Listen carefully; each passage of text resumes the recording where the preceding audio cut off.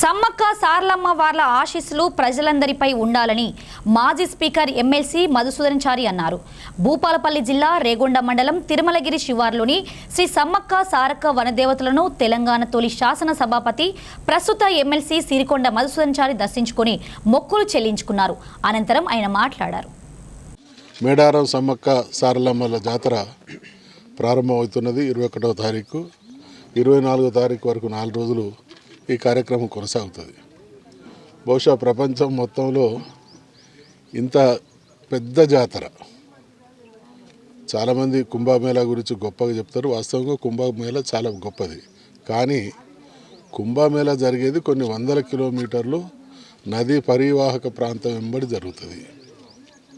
కానీ మేడారంలో జరిగేటువంటి సమ్మక్క సారలమ్మ జాతర ఈసారి రమారమి 2 కోట్ల మంది ప్రజలు వస్తున్నారు అనేటువంటిది అంచనా. హైదరాబాద్ మహానగర జనాభా 1 కోటి. హైదరాబాద్ మహానగరం కావడానికి 100 సంవత్సరాలు పట్టింది.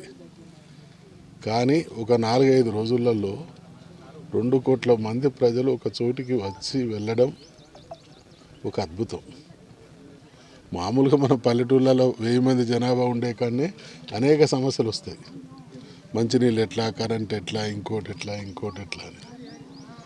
కానీ కోట్లాది మంది ప్రజలు ప్రతి 2 సంవత్సరాలకు ఒకసారి పెరుగుతూ పోతున్నారు అని అంటే అమ్మవారి శక్తికి నిదర్శనం. అది సుదూర ప్రాంతం నుంచి ఒకప్పుడు 2-3 రాష్ట్రాలకు సంబంధించినటువంటి ప్రజలు వచ్చేవాళ్ళు.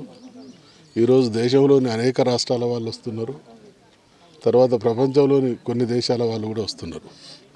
ఒకవైపు మేడారం కేంద్రంగా జరిగేటువంటి అద్భుతమైనటువంటి జాతర ఆ విధంగా ఉంటే, ఆ ప్రాంతానికి పోయి దర్శించుకొని మనసులో ఉన్నటువంటి కోరికల్ని కోరుకుంటే కోరికలు తీరుతున్నాయి. కాబట్టి ఆ నోట ఈ నోట ప్రపంచానికి ఈ వార్త పోయి అందరూ కూడా వచ్చి అమ్మవారి మొక్కులు చెల్లించుకుంటా ఉన్నారు.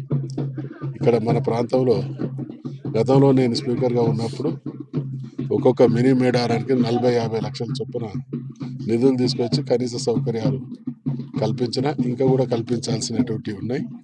తప్పకుండా నా పరంగా అమ్మవారిలో రుణం తీర్చుకుంటాను.